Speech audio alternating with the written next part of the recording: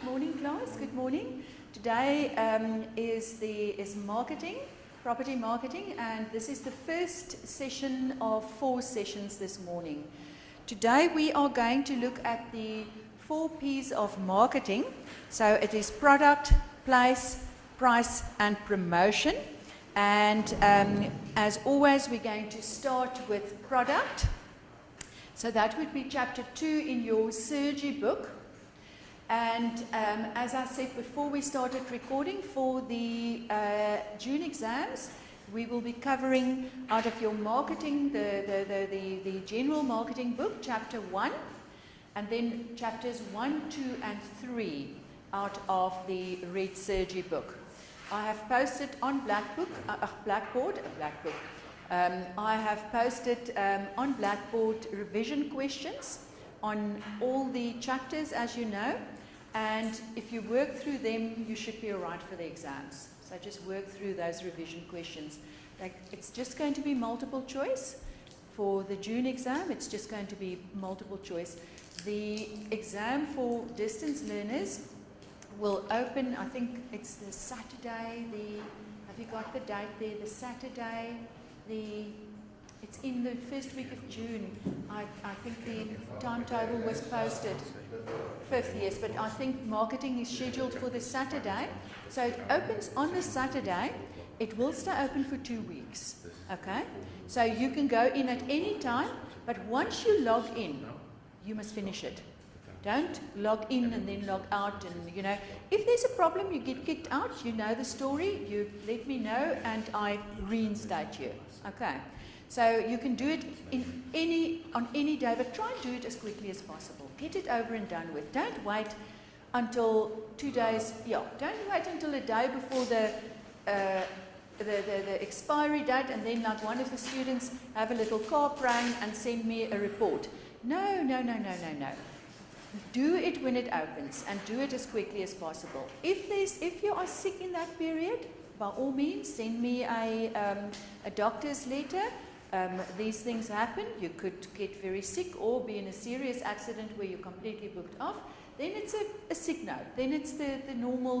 We have certain rules. I was just talking about the black book instead of Blackboard. We've got a black book and there are certain rules and regulations. So if you are sick, a proper sick note. But I doubt it, because if I leave the test open for 2 weeks, you should all be all right. Okay. And you do it in your own time. It will be a 1-hour test. It will be I call it a quiz. So it will be multiple choice quiz. Once you open, you have to finish it. Okay. Okay, so this morning we are doing product and place, price and promotion. And we're starting with the product. So if we start with our product, so as they always say, know thy product. So that is the principle of, a very important principle of product strategy. So you must know the ins and outs of your product. So whether you are marketing a shopping center or an office building or a residential complex or student housing, you must know your product. You must know the ins and outs of your product, and you must research your product. So you must become familiar with the physical, technological, economical, psychological, social, and cultural features of that property. So that will help you to, if you have to assist a developer, to design the correct property. And if you are, as a marketer, a sales agent or a broker, then it helps you to service your clients correctly. You must know everything about your product. If they start questioning you and you have gaps in your knowledge, you lose credibility immediately. So know your product. And the product quality. You must know the product quality. So if we look at product quality, residential and commercial are very different. I worked in a commercial property environment for 20 years, so that is my field of expertise. And the quality issues in commercial is quite complex. So your structure, your building is built to support the function of the business. A shopping mall is designed to enhance the shopping experience. The stores and the employees must serve the people who shop there. They must serve their patrons. A corporate office, you want to enhance employee productivity. And a school, you want to enhance the learning experience.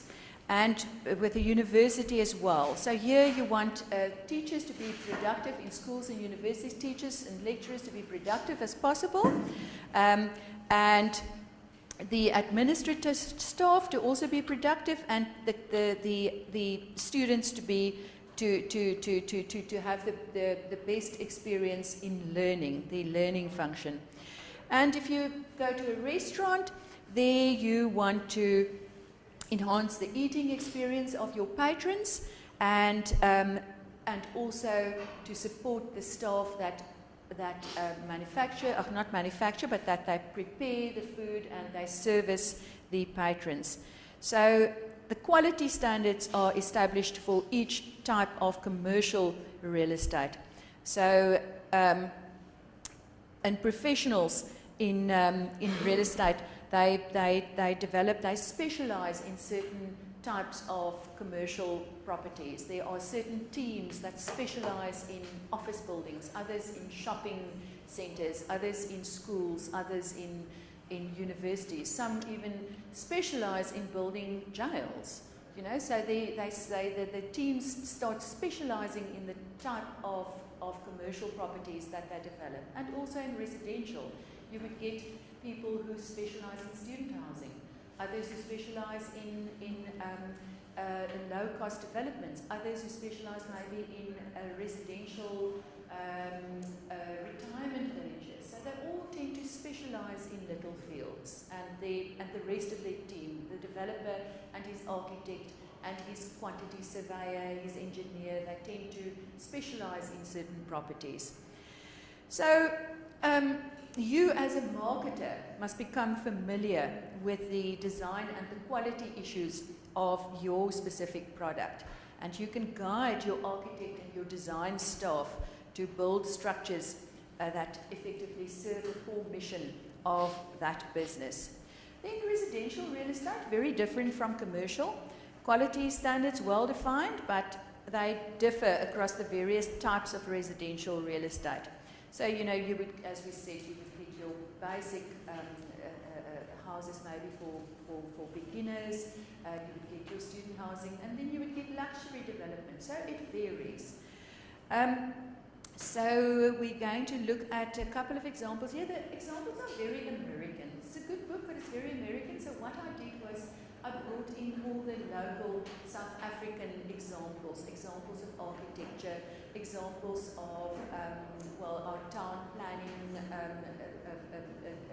terminology. So I brought everything in and I posted it for you on Blackboard. So whenever we come across an American term, we can just refer back to what I posted for you on Blackboard. The South African terminology and examples are there. Okay. Yeah, we're going to look at, with product, we're going to look at the floor plan of housing units. We're going to look at architecture. We're going to look at the site of housing units. We're going to look at energy conservation and green building issues, which is becoming more and more important, sustainability, sustainable development, and so on. And probably Namibia as well. You say you've got more water than we've got. Did you see in Cape Town now, it's a crisis, eh? We've got less than 10% of water left. You're better situation there. When we travelled to Namibia previously, I was so scared to drink water because they had such a water shortage, and now it's better. So now everyone's shy because the camera is on. Before the camera was on, Job couldn't stop talking. So now he's sitting there like quiet as a mouse.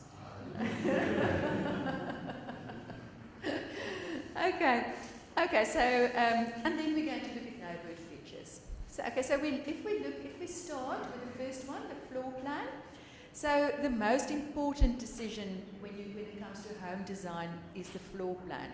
So that reflects the design of the residential structure, and it reflects three main functions. The living area, which comprises the living room, dining room, family room, den, recreation room, enclosed porches. Now in America, everything is bigger and better. I know very few people that have got this kind of thing. I live in a one-bedroom flat, so I certainly don't know all these fancy things. But we for the purposes of examples out there, we're talking as if it's bigger and better. Okay, so this is the best that you can get. So your sleeping area will have your bedrooms and your bathrooms and your dressing rooms. And then your service area will have your kitchen, utility rooms, laundry rooms, and other specialized areas. So, and also what I quite enjoy in this book is it's got these little case, the little cases and anecdotes. And you can read there through the zooming box that it states detecting deficiencies of a floor plan. Let's see whether you agree with that. I think it's really, really top end what they are describing there. I don't know your opinion, but I find it's a bit over the top. And then what I quite like is this anecdote about micro-housing. Because micro-housing, I read a lot about housing on the internet and in magazines and so on. I read about property, it's my field of interest. And micro-housing is something that is catching on all over the world in big cities, including South Africa. I'm not so sure about Namibia. George, is it catching on micro-housing? When I was last there, I did see a couple of smaller houses, but I'm not so sure whether these tiny little places, Namibia's got more space. Although you say there you've got problems again with rezoning of land, so that also... there's micro-housing, what is it? Micro-housing, okay, so micro-housing, they are small apartments, so it's suitable for 1 or 2 people. Tiny little apartments, and you will have all the amenities that you've got in a bigger house. Well, I live in a micro-housing actually. And the design and the layout, everything is functional and nice, and it's got open space. Okay, this is not quite what I have. I have my own bedroom. Open space for sleeping, working, cooking, and eating. So it's like a bachelor's. Yeah. It's like a bachelor's. So bachelor's, and I see if I look at the developments going up, and I look at the advertisements here in Cape Town, bachelors are becoming very, very popular. Yeah. Same in Namibia, okay. So very popular. So you would have now 300 square feet. Now a foot is about 0.3 meters, am I right? A foot. What is a foot? Who are good with this? I think a foot, if I last worked it out, a square foot, a foot is 0.3 meters. Okay. So if you look at what they say here, but never mind what, it's small. Okay. So it's a small, micro-housing is small, and you will have your bathroom, your kitchenette, your storage space, and it's very interesting to see how they design these things and how they design the storage space under beds that maybe even flip up during the day or they flip down as couches. And you've got your storage space, and you've got you hang your bicycle on the wall behind the front door and that kind of thing. And you've got and a bed alcove, so it would not even be a bedroom, it's just a little alcove, just a little opening for your bed. A large window for natural light and a view of the outside world. The floors, polished concrete, becoming more and more popular. Carpets aren't that popular anymore, so polished concrete, easily cleaned, and it's nice to look at. And the kitchen, sometimes the kitchen is even shared amongst some apartments. That's an interesting concept. In student housing, definitely. I haven't really come across a kitchen being shared amongst normal working people, but maybe that is it's a concept taking off. And I've read a couple of years ago that kitchens are becoming less and less important. But now if you look at all these programs on TV where they're just cooking and going on, it looks like cooking is becoming more important. So anyway, it depends. It depends. So micro apartments are built in housing projects that are typically 6 stories high and have 40 units each. Okay. So it's becoming increasingly popular in large cities such as New York, etc. So it's more in America. But what happens in America, it usually spills over here. It usually does. And so in our cities, that would probably start happening. So, so the drivers are limited space and the cost of living in large cities. Cape Town especially is becoming hideously expensive, especially after Airbnb. everyone rents out the spare apartment, they buy apartments and they put it on for Airbnb, and it's actually hurting the hotel industry badly and the whole service industry. So it's very interesting what's happening out there, and it's happening fast. Who of you booked for Airbnb? Did anybody book just normal hotels? Nobody Airbnb? Oh, Airbnb. Okay. Airbnb is very popular in Cape Town. Yeah, cheaper as well. Okay, so what is the target market? So mostly they're aiming at young professionals and college students for their micro-housing. And the disadvantages, so quite often cleanliness and hygiene problems because the space is so tiny. And if there's a little bit of clutter, it overwhelms your space. Even in my flat, I know I can't have any clutter because then, you have to be very neat when you live in a small apartment. So when people are cramped together, they get on each other's nerves quite easily, of course, that happens. And just one person speaking too loudly or having their music too loudly, and there's trouble.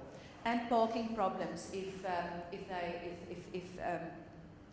their own cars. But once again, here in Cape Town, nowadays it's getting so nice with my city that a lot of young professionals. I can see it from my flat. The My City stop is just outside there. And if it came directly to CPUT, I would have used it every day. But I have to go down to Adderley Street and then get another one and up here, and I'm always carrying books and laptop and this and that, and then it will take me almost an hour to get here. But it's actually so nice nowadays. You can, if you're on a direct route, you don't need a car. You just My City. It's like every 20 minutes in peak hours, and so it's actually quite amazing. Anyway, let me not digress. Okay, so that is now Generation Y is the next one. Any Generation Y sitting here? Generation Y, born between 1980 and 2001. Not? Okay. My whole full-time class is Generation Y. I was, I think it's more baby boomers. You're not as young as me, but you're not Generation Y. Okay. So architects and interior design specialists, they use open floor plans and club rooms to appeal to and accommodate the housing needs of Generation Y residents. So as I said, born between 1980 and 2001. Both my children are Generation Y. So I always listen to what they say, because those are the people who are, we are over the hill now. So those are the people who are going to be buying in the next couple of years, decades, whatever. So the architects and the developers need to listen to what Generation Y want in a house. So they want to spend time socializing in a nice common area. And I've seen that with some of the developments here in Cape Town. I've posted one for you on Blackwood as well. I think it was Signatura or Block, one of those, or Block, Signatura, whatever. We'll have a look at it just now. Actually, I've got a copy here as well. So if you look at what now, I don't have a copy here, but it's on Blackboard, what the architects design nowadays. So they want to be entertained, and they want to see who is around. So they want to feel connected to who is around. And the amenity areas are designed to be large, and the individual units are small. So that is also quite important for Generation Y. Visual transparency, so lots of glass, and connectivity, so they want open designs. They also don't have separate dining rooms or living rooms. Everything is one big area. And the common areas are designed with open space architecture. So your clubhouse is a big room that serves as a business room, computer center, a game room, etc. And they mention here an example of Voyager's Clubhouse in Houston. So you can read through there, large TV screens, gaming station, pool tables, and a lounge with light fixtures, etc. So it's a balance of space for exercise and socializing over coffee. But that is, this concept is even important in most of these new developments where you've got a development with a clubhouse. Even in the retirement villages, they design it like that because I think not even Generation Y, I think most people like that kind of concept that, you know, you've got your clubhouse where everything merges into one and you can play a game of pool and a bit of table tennis and have a drink, have a coffee. The gym is next to it, so, you know, it's a nice concept. And then big windows overlooking nice landscape, and outdoor areas are very important to Generation Y. And they want it to be an extension of the interior space, so big windows, feel in touch with nature. And in the interior, they don't want a single boring colour scheme. They want different coloured walls, and pastels, blues and greens seem to be popular. And flooring, as we said before, carpets are out and hard surface flooring is in. Because you can easily move furniture around, you can make it shine easily, you don't have to spend time with a vacuum cleaner and all kinds of nonsense. But strangely enough, they like built-in shelves and not loose bookcases. I don't know where they got that, but anyway, that is also interesting. And the lighting must be designed to make the open space look bright and youthful. Okay, so I forgot to actually go on with my PowerPoints, can you believe it? So, but we're still at floor plan. We're still at floor plan. Okay, so we're still with floor plan actually. So if we look at, okay, so that's lighting, and you've got lots of cable and electrical outlets. So if you look at your quality aspects of your living area, okay, so your living area, so you've got your space requirements, your layout and your location. I'm not going to go into detail here because this seems quite big to me, but the interesting thing is, and I've always found that the layout of your living room must never be square, but it must be rectangular. Otherwise, you really struggle with your furniture. It's a strange thing. You try and furnish a square a living room. It is a problem. So a rectangular is much better. And one wall typically, if you've got a fireplace or a heater, and then your shelves and cabinets, and the other one your sofas and couches. So where are they in the house? Preferably where there's not so much traffic, according to the book. I'm not so sure whether I agree with that. But it must not serve as a hallway.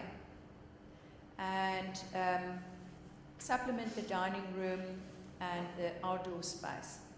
Okay, so then if you look at your sleeping area, the quality standards. So here we've got certain minimum space requirements. If you've got a double bed, you have to have a certain size of bedroom, otherwise your double bed will certainly not fit in. Maybe in kiddies' rooms you can have it a bit smaller so that just your single bed fits in. But there are certain minimum space requirements. There's certain storage space requirements, bathrooms, and then noise. So minimum space, I've got certain sizes here. I'm not going to go into detail there. These are the US, which everything seems bigger to me. Storage space. So it must be a minimum space of a certain depth because your hangers have to fit in. I've got certain antique cupboards in my house where you cannot fit a normal hanger in. If you want to use these antique cupboards, you have to use children's hangers because in those days these cupboards were just much the depth. They didn't have the depth of our new cupboards. So you have to have a certain depth of cupboard. And then bathrooms. Okay, read through that. It depends on the type of house, of course. And then noise. So your bathrooms and your closets should provide soundproofing between the bedrooms, and also it should hopefully be separated from the living and the service areas to cut down on noise levels. So the bedrooms should ideally be the quietest rooms in the house. Then if we look at your service area, so this would be your kitchen location, your kitchen layout, and the laundry facilities, if any. So the kitchen should be proportional, according to them, about 10% of the entire house. What do you find it out there as value as 10% of the house? It varies, eh? It varies. Yeah. It varies, it depends. Location, of course, you want direct access to the dining room, and the patio must also be within close range. So it should ideally be close to the garage so that you don't have to walk too far with your bags of groceries. And your layout, there are many floor plans for kitchens, as you know. You've got your L shape, you've got your U shape, you've got all kinds of shapes, and they're becoming increasingly creative. And laundry facilities, obviously, also next to the kitchen. So if you look at your architecture,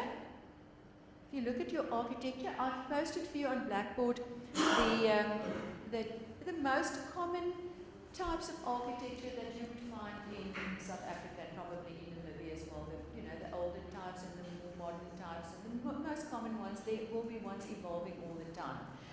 So if you look at your architecture, you must know the advantages and disadvantages of the different types of structures. So you would have your 1-story, 1.5-story, 2-story, and 2-story split level. And then also I replaced these styles, as I said, with our most commonly found architectural types in South Africa. So if you judge your architectural type, the 1-story advantages, disadvantages. So clearly you don't have to climb stairs. So older people would usually prefer a 1-story house, and also people with smaller children and people with handicapped members of their family, obviously. Easier to maintain and repair, easier to add rooms, etc. But sometimes there's a bit of a lack of privacy between your sleeping and your living areas. And it costs more per square meter to build. Okay, so the advantages and the disadvantages of a 1.5-story house. So your advantages would be the fact that you can get additional space at a relatively low additional cost by raising the pitch of the roof. Heating costs are smaller, construction costs are less. Disadvantages, sometimes the shoulder height and the 2nd story would affect furniture placement, but you can easily build in cupboards at those spaces which the height, where you don't quite have the height. Window space is limited. If it's not well insulated, then you would actually, the top area would get warmer in summer and colder in winter. So 2-story house as well, advantages, more privacy. Your sleeping rooms are either at the bottom or at the top. And it's cheaper per square meter, and you can do more on a small earth. Disadvantages, stairs to climb, and once again your elderly people and people with children, smaller children, handicapped members, and your sleeping area sometimes doesn't have good access to the outside space. And then your 2-story split level house. So when you've got a sloping site, then a sloping site, that works very well. Your 2-story split level house. So functional areas are separated, but quite often you waste a lot of space with your stairway between the 2 levels. And it's also, so you lose a bit of space. So if you look at the architectural styles, I've posted that for you on Blackboard. So in South Africa, you would look at the typical, so we can ignore those styles that they've mentioned there. Typically, you would look at Cape Dutch, Cape Malay, Victorian, Art Deco, Cape Vernacular, Tuscan, and then what we call urban styles. So these are all the newer type of styles. Warehouses, lofts, industrial apartments, all kinds of conversions. Very interesting things happening out there with loft conversions and industrial conversions, and so there you can read through the different styles, which are mostly, the most popular styles in South Africa. So shall we stop now and then continue in the second session with the residential site? So we take a small 15-minute break, and we continue in the second session. So any questions on the first portion? Any questions? Anything to add? Anything interesting? Nothing? Okay. Thank you. What? nationwide.